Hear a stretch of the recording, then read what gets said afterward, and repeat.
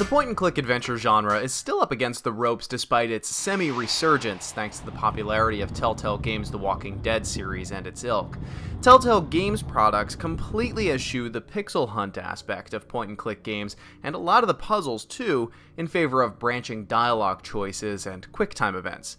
Tormentum: Dark Sorrow is a completely different type of point-and-click adventure game from Telltale Games' work, and leans closer to the type of pixel hunters that were popular in the 1990s, but much, much, much darker. Players scour the environment for bits and bobs to collect that will be used to solve puzzles scattered throughout the game.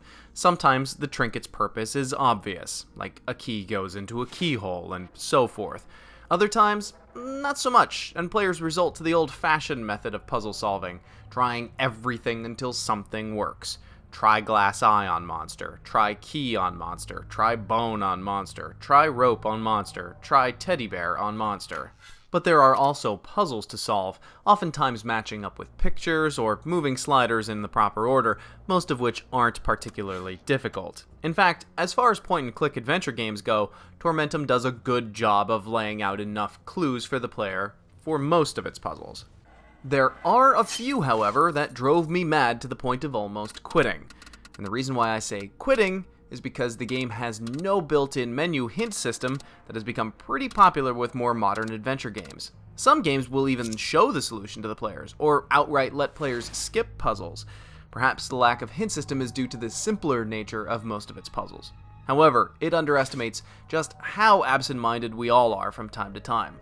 Obviously, this isn't much of a problem for people playing the game post-release, because walkthroughs and player's guides will be available sooner, but pre-release, I was stuck. And if you're stuck on one puzzle, you're stuck on the entire game. But I didn't want to quit. The twisted story and ultra-dark but insanely well-designed art style kept me going. Without a doubt, this is one of the finest-looking adventure games to date. The amount of time and skill that must have been poured into every image, every character, and environment is simply astounding. It's almost like a trip to a digital art exhibit, but it also happens to have a game built into it. On the downside to the gorgeous art, the game seems to have all of its original paintings in 720p. There is an option to stretch the game to full screen to 1080p, and it looks okay, but I preferred playing the game in its native setting so I could see the crisp, clear lines every time.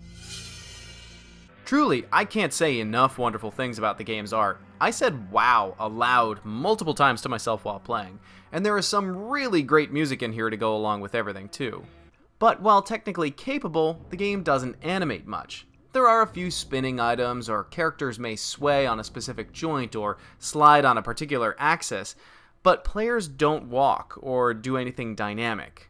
What it does pull off with its limited bag of tricks is impressive. And a nice little twist to the game, there is a built-in morality system that will judge the player based on how good or evil his or her decisions were. And morality falls into a strange and dank place in this game. Nothing feels pure, or even close to pure, or even like it's been wiped clean with the inside of your sleeve in Tormentum. The game took me about 4 hours to complete, but with the branching morality system, there's reason to go back into the game and play through it again, albeit much faster since now I know the solution to most of the puzzles from memory. The front half of the game was definitely harder, as there were more places to explore and more pixel hunts to complete, and the puzzles were definitely more obscure. But the second half of the game felt good too, like I was coming to some real sort of resolution. But is it for everyone? No, it's not. Tormentum is for two groups of people. One, classic point-and-click adventure fans, who are a dying breed, will really like this story and branching choices, but don't expect missed level of difficult puzzles in here. And two, people who are drawn in by the amazing art style and want to see it all for themselves. I fall into group number 2. I'm out of love with point-and-click games, but I can't say that Tormentum won me over with its jaw-dropping scenery.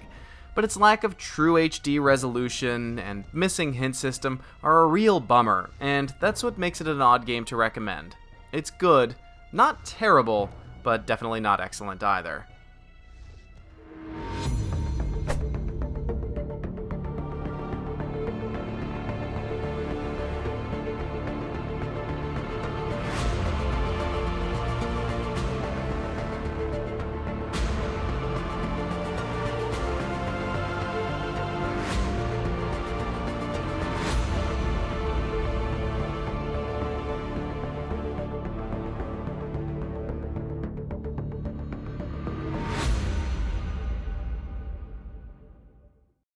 This video is made possible through generous fan donations on Patreon.